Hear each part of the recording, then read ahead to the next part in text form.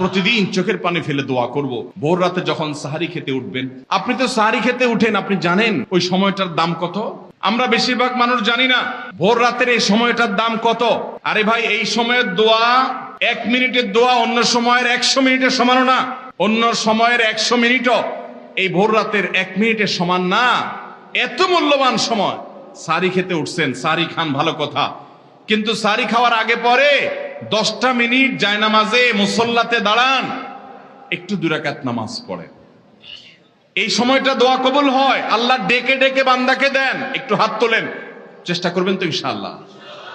সাহারি খেতে উঠে দোয়া করব তো ইনশাআল্লাহ?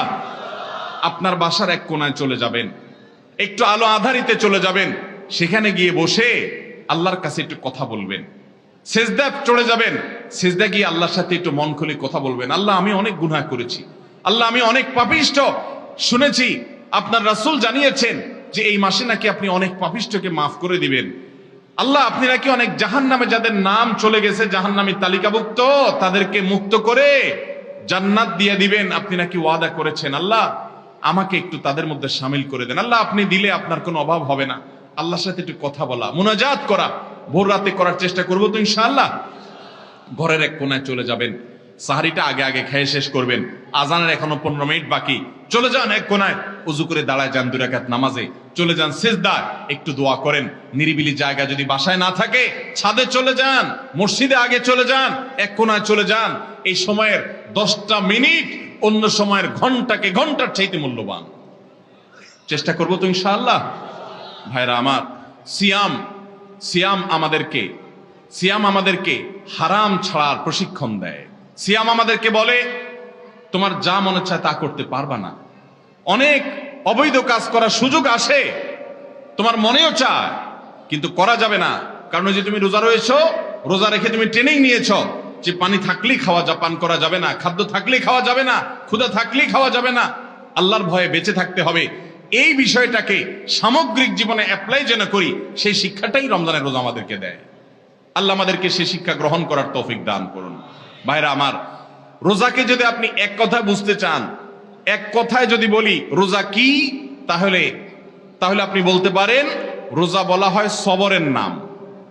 রোজা কিসের নাম ভাই? সবরের নাম। ওই যে ক্ষুধা আছে, খাবারও আছে, তৃষ্ণা আছে, পানিও আছে, তারপরও খাচ্ছেন না, এর নাম সবর। এর নাম কি? ধৈর্য ধারণ করা, নিজেকে নিয়ন্ত্রণ করতে শিখা। আমাদের যুবকদেরকে উচ্ছৃঙ্খল হওয়ার জন্য হাজারটা আয়োজন ভোগবাদী এই সমাজে আছে।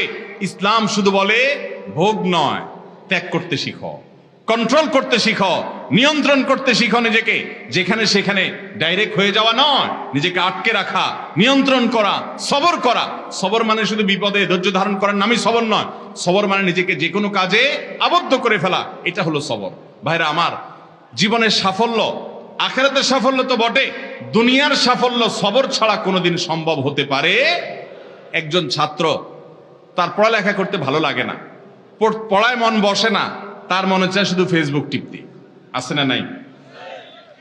এরপরও সে নিজেকে যদি পড়ার মধ্যে ধরে রাখতে পারে, নিজেকে যদি সে নিয়ন্ত্রণ করতে পারে, ওই ডানে বামে এদিক সেদিক ঘোরাঘুরি না করে সে যদি বইয়ের মধ্যে পড়ে থাকে, পড়াশোনা ঠিক মতো করে, তাহলে তার কেরিয়ারটা ভালো হবে কি হবে না? ইনশাআল্লাহ হবে।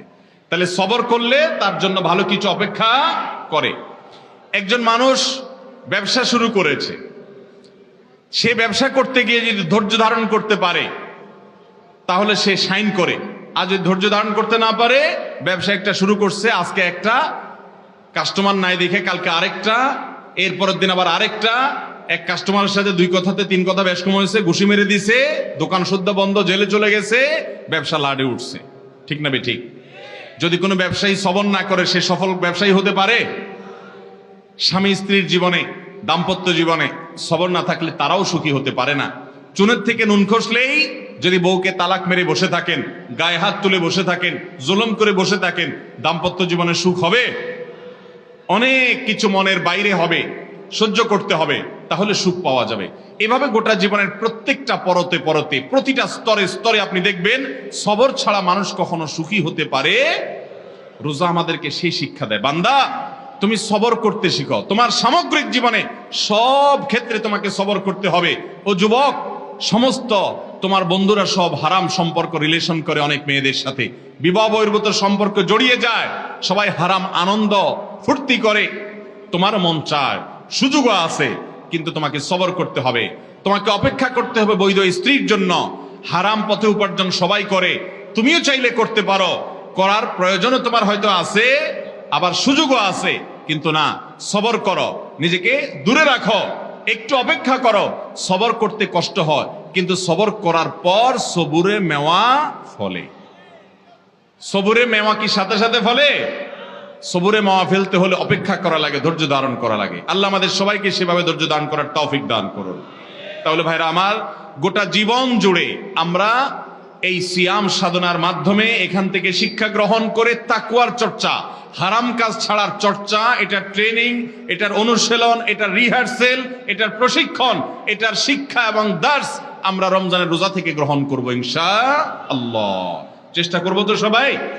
এবং রমজানের এই রোজা থেকে শিক্ষা নিয়ে আমাদের জীবনের সামগ্রিক জীবনের যে রোজা আছে সেটাতে আমরা এটাকে অ্যাপ্লাই করব। রমজানের রোজার সাথে জীবনের সামগ্রিক রোজার একটা অমিল আছে। সেই অমিলটা হলো, রমজানের রোজা যদি ভেঙে যায়, রমজানের রোজা যদি ভেঙে যায়, সেটাকে আর জোড়া লাগানো যাবে? যাবে না, সেটা কাজা করা যাবে, কিন্তু এই রোজাটা আর জোড়া লাগানো যাবে। কিন্তু জীবনের রোজা যদি ভেঙে যায়, আপনি কখনো গুনাহ করে ফেলেছেন, হারাম করে ফেলেছেন, রোজাটা ভেঙে গেছে জীবনের, এটা জোড়া লাগানো যায়। আর সে জোড়া লাগানো আঠার নাম কি? তাওবা। সেই জোড়া লাগানো আঠার নাম কি? আপনি যদি গুনাহ করার পর তওবা করেন, তওবা বুঝেন ভাই? তওবা শব্দের অর্থ হলো ফিরে আসা। তওবা শব্দের অর্থ কি ভাই? ফিরে আসা। মানে আমি একটা হারাম সম্পর্কে ছিলাম, ছেড়ে আমি হালালে আসলাম। আমি অবৈধ উপার্জন করতাম, ওটা ছেড়ে এখন হালাল পথে আসলাম। এই ফিরে আসাটার নাম হলো তওবা। শয়তানের গোলামি করতাম, আল্লাহর কাছে ফিরে আসলাম। আল্লাহ বলেছেন, ওয়া আনিবু ইলাল্লাহ, তোমরা আল্লাহর দিকে ধাবিত হও, আল্লাহর দিকে ফিরে আসো। ফাফিরু ইলাল্লাহ, তোমরা আল্লাহর দিকে ভাগো, শয়তান তোমাদেরকে জাহান্নামে নিবে। নবী করিম সাল্লাল্লাহু আলাইহি সাল্লাম বলেছেন, তোমরা জাহান্নামে পতঙ্গের মতো, পোকার মতো আগুনে যেরকম ঝাঁপ দিয়ে পড়ো, তোমরা সেরকম ঝাঁপ দিয়ে পড়ো। হারামের হাতছানি তোমাদেরকে ডাকছে, চতুর্দিকে হারাম। শিক্ষা প্রতিষ্ঠানে যাবেন, ব্যবসা বাণিজ্য করতে যাবেন, চাকরি বাকরি করতে যাবেন, বিদেশে যাবেন, চাষাবাদ করতে যাবেন, সমাজে বসবাস করতে যাবেন, রাজনীতি করতে যাবেন, যেখানে যাবেন হারামের হাতছানি। হারাম ছাড়া কোথাও টিকা কঠিন হয়ে যায়, সবাই ঝাঁপ দিয়ে সেদিকে চলেও যায়। কিন্তু নবী সাল্লাল্লাহু আলাইহি সাল্লাম বলেছেন, আমি তোমাদের কোমর ধরে ধরে শুধু টানি জাহান্নাম থেকে বাঁচাবার জন্য। এটাই নবীদের ডিউটি। আলেমরা সেই ডিউটিটা পালন করেন। এই ডিউটি পালন করার পর অল্প সংখ্যক মানুষ বাঁচতে পারে, এই লোকগুলো জান্নাতি হয়। আর বেশিরভাগ লোক গড্ডালিকায় এবং স্রোতে গা ভাসিয়ে দেয়, তারা জাহান্নামী হয়। আল্লাহ আমাদেরকে জান্নাতি হওয়ার তৌফিক দান করুন। আমরা রমজানের রোজা থেকে তওবার শিক্ষা গ্রহণ করব তো ইনশাআল্লাহ। আমরা রমজানের রোজা থেকে সবরের শিক্ষা গ্রহণ করব তো ইনশাআল্লাহ। আমরা রমজানের রোজা থেকে তাকওয়ার শিক্ষা গ্রহণ করব তো ইনশাআল্লাহ। আল্লাহ আমাদের সবাইকে মুত্তাকি হওয়ার তৌফিক দান করুন, সিয়ামের উদ্দেশ্যকে বুঝার তৌফিক দান করুন, সিয়ামের উদ্দেশ্য হাসিল করার তৌফিক দান করুন। রমজান শেষে যেন আমি মুত্তাকি হতে পারি, সেই তৌফিক আল্লাহ তাআলা দান করুন। রমজান মাস চলে গেছে, আপনি কোনো গুনাহ ছাড়তে পেরেছেন কিনা, কোনো বদঅভ্যাস ছাড়তে পেরেছেন কিনা, কোনো ভালো কাজ শুরু করতে পেরেছেন কিনা, এটা প্রমাণ করবে আপনার সিয়াম সাধনা সার্থক হয়েছে নাকি ব্যর্থ হয়েছে। আপনি যদি রমজান শেষে দেখতে পারেন যে হ্যাঁ, আমার ধূমপান করার বদঅভ্যাস ছিল, আমি রমজানে আল্লাহর ভয়টা ছেড়ে দিয়েছি, আর ধরি নাই, আলহামদুলিল্লাহ, আপনার সিয়াম সাধনা সার্থক।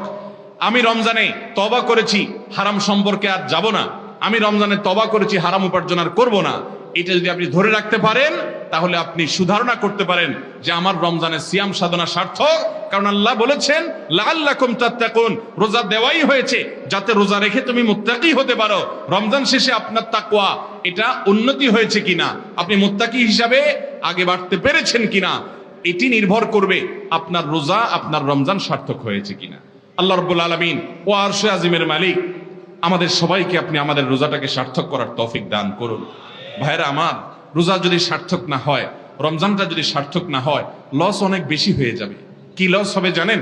নবী করিম সাল্লাল্লাহু আলাইহি সাল্লামের কাছে জিবরিল এসে বলেছেন, বাউদা মান আদরাকা রমাদান ওয়া লাম ইগফার লাহ, ওই কপাল পোড়া ধ্বংস হোক যে রমজানের মতো এরকম বিশাল বড় সুযোগ পাইছে, তারপর আল্লাহর কাছে চোখের পানি ফেলে দোয়া করে কান্নাকাটি করে, ইস্তেগফার করে, তওবা করে তার আগের গুনাহগুলোকে মাফ করাইতে পারে নাই, এই কপাল পোড়া ধ্বংস হোক। বদদুয়া করেছেন জিবরিল, নবী সাল্লাল্লাহু আলাইহি সাল্লাম বলেছেন আমিন। অর্থাৎ সে ধ্বংস হবে, তার অনিবার্য ধ্বংস, যদি কেউ রমজান পাওয়ার পরেও ক্ষমা না পায়। এই রমজান যে আমার জীবনের শেষ রমজান না, তার কোনো গ্যারান্টি আছে ভাই? অতএব আসুন নিয়ত করে ফেলি, এবারে রমজানের প্রতিটা দিনকে আমি তাকওয়া দিয়ে সাজাবো। কোনো হারাম কাজ রমজানে করব, সকল হারাম কাজ সারা জীবনের জন্য ছাড়ার প্রতিজ্ঞা রমজানের রোজা থেকে গ্রহণ করব ইনশাআল্লাহ।